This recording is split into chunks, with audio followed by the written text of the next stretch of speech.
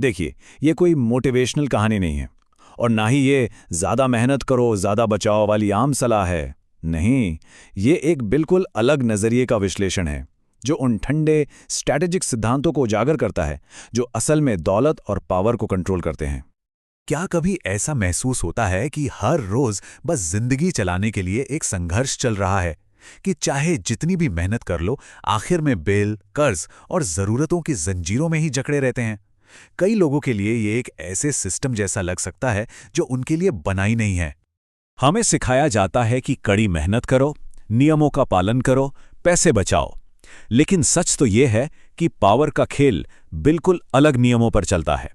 ये मेहनत के बारे में कम और लीवरेज यानी अपनी ताकत को कई गुना बढ़ाने के बारे में ज्यादा है। ये नियमों का पालन करने के बारे में नहीं, बल्कि उन्हें अपने हिसाब से मोड़ने के बारे में है। तो चलिए इस विश्लेषण के पहले हिस्से में चलते हैं, द स्क्रिप्टेड लाइफ यानी पहले से लिखी हुई जिंदगी। ये एक ऐसा खूबसूरत पिंजरा है जिसे इतने करीने से बनाया गया है कि हम में से ज्यादातर लोग इसकी दीवारों को देख ही नहीं पाते। तो ये स्क्रिप्टेड लाइफ है क्या? ये एक पहले से तय रास्ता है। स्कूल जाओ, नौकरी करो, कर्ज लो। ये रास्ता आजाद इंसान नहीं बनाता, बल्कि ऐसे उपभोक्ता बनाता है जिनके बारे में अनुमान लगाया जा सके। एक ऐसा ग्राहक जिसे हर महीने तनख्वाह मिलती है और वो उसी तनख्वाह से सिस्टम के बनाए प्रोडक्ट्स खरीदता है। ये एक कभी न खत्म होने वाला चक्र है। और दिलचस्प बात यह है कि इस पिंजरे के अंदर कैद में खुश रहने की आज़ादी दी गई है। मतलब चुनने का विकल्प तो है, लेकिन सिर्फ उन चीज़ों में से जो पहले से तय हैं। सोशल मीडिया एल्गोरिदम तय करता है कि क्या देखना है और सिस्टम तय करता है कि क्या मिलेगा। तो चलिए अब उस पिंजरे से बाहर निकलते हैं और पावर के असली नियमों को समझते हैं और ये जानते हैं कि क्यों निष्पक्षता या फेयरनेस का आइडिया कमजोरों के लिए बनाया गया एक मिथक हो सकता है। तो सबसे जरूरी बात, दौलत कमाई नहीं जाती, उसे लिया जाता है। ये सुनने में थोड़ा कड़वा लग सकता है, लेकिन ये उस सोच में एक बहुत बड़े बदलाव का संकेत है जो पावर को समझता है। ये मेहनत से पैसा जोड़ने के बारे में नहीं, बल्कि स्ट्रैटेजी बनाकर वैल्यू को हासिल करने के बारे में है। सच तो ये है कि पैसा इंसाफ के नियम नहीं मानता, पैसा ताकत के नियम मानता है। ये एक हथियार की तरह है। कमजोरों के हाथों से ये फिसल जाता है और मजबूतों के हाथों में ये और बढ़ता है। जो इसे कंट्रोल करता है वो दूसरों को कंट्रोल करता है।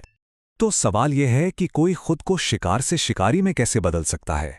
आइए शिकारी के कुछ खामोश हथियारों पर नजर डालते हैं जो एक मजबूर शिकार से एक एक्टिव खिलाड़ी बना सकते हैं। लेकिन उन हथियारों की बात करने से पहले एक बात याद रखनी होगी। पहली लड़ाई पैसे के लिए नहीं है, यह अपने ही दिमाग पर कंट्रोल करने के लिए है। पावर का खेल बाहर शुरू होने से पहले अंदर ही जीता या हारा जाता है। पहला हथियार है चुप्पी।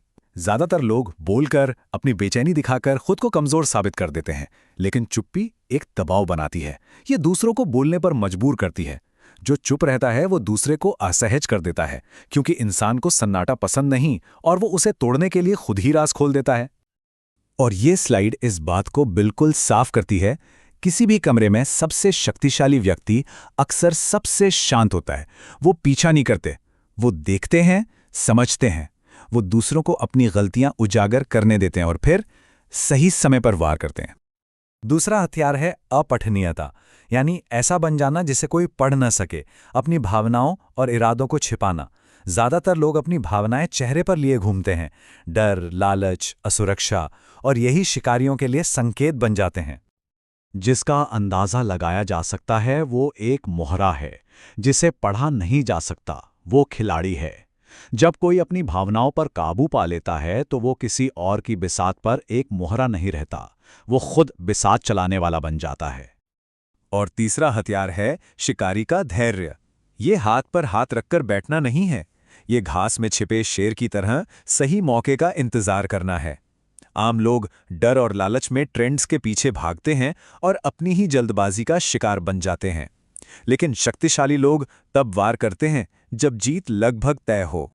अच्छा, अब तक हमने व्यक्तिगत दांव-पेच की बात की। अब उस सिस्टम की ओर बढ़ते हैं जो असल में बड़े पैमाने पर दौलत बनाता है। इसे कहते हैं लीवरेज, दौलत बनाने का इंजन। ये स्लाइड लीवरेज की ताकत को बहुत अच्छे से दिखाती है। सोचिए, एक यूट्यूबर 1 घंटे का वीडियो बनाता है, लेकिन वो वीडियो 10 लाख लोगों तक पहुंचता है। इसका क्या मतलब हुआ? 1 घंटे का काम 10 लाख घंटे का असर पैदा कर रहा है। यही लीवरेज है। तो देखिए, मेहनत और लीवरेज में फर्क क्या है। मेहनत में आप समय के बदले पैसा कमाते हैं, एक इनपुट से एक आउटपुट। लेकिन लीवरेज में आप ऐसे सिस्टम बनाते हैं जहां आपकी संपत्ति आपके लिए काम करती है और एक इनपुट से 1000 गुना आउटपुट मिल सकता है। तो कोई अपना लीवरेज इंजन कैसे बना सकता है? इसका एक साफ ढांचा है। पहला कदम, एक एसेट बनाएं, एक ब्रांड, एक कोड, एक आइडिया। दूसरा कदम, एक ऐसा सिस्टम बनाएं जो आपके बिना 24 घंटे काम करे। और तीसरा कदम, स्केल हासिल करे, हजारों या लाखों लोगों तक पहुंचे। और ये हमें लीवरेज के सबसे शक्तिशाली रूप पर ले आता है, नैरेटिव, यानी कहानी को कंट्रोल करना। जो व्यक्ति कहानी पर कंट्रोल रखता है, वो दुनिया पर कंट्रोल रखता है। मीडिया, स्कूल, विज्ञापन, ये सब हमें एक कहानी सुना रहे हैं। जब कोई इन कहानियों को पहचानना सीख जाता है, तभी वो अपनी खुद की कहानी लिखना शुरू कर सकता है। अब इस सफर के आखिरी पड़ाव पर आते हैं, गेम मास्टर बनना। ये किसी और के खेल में सिर्फ एक खिलाड़ी होने से आगे बढ़कर अपने खेल का डिजाइनर बनने के बारे में है। ये पूरी यात्रा 3 स्टेज में होती है। ज्यादातर लोग पहले स्टेज में ही फंसे रह जाते हैं, मोहरा, जिसे सिस्टम कंट्रोल करता है। कुछ लोग दूसरे स्टेज तक पहुंचते हैं, खिलाड़ी, जो खेल के नियमों को समझने लगता है। और बहुत कम लोग तीसरे स्टेज तक पहुंच पाते हैं, गेम मास्टर, जो अपने खुद के नियम बनाता है। तो यहाँ एक बहुत जरूरी बात समझनी होगी। गरीबी का उल्टा अमीरी नहीं है। गरीबी का उल्टा है कंट्रोल। जिसे कंट्रोल किया जाता है वो शक्तिहीन है, जो कंट्रोल करता है वो शक्तिशाली है।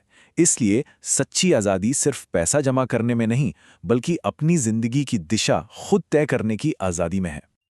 और आखिर में मैं आपको इस एक शक्तिशाली सवाल के साथ छोड़ना चाहता हूं। असली लड़ाई कभी पैसों की थी ही नहीं। लड़ाई थी अपने दिमाग पर कंट्रोल पाने की। क्या आपने यह लड़ाई जीत ली है?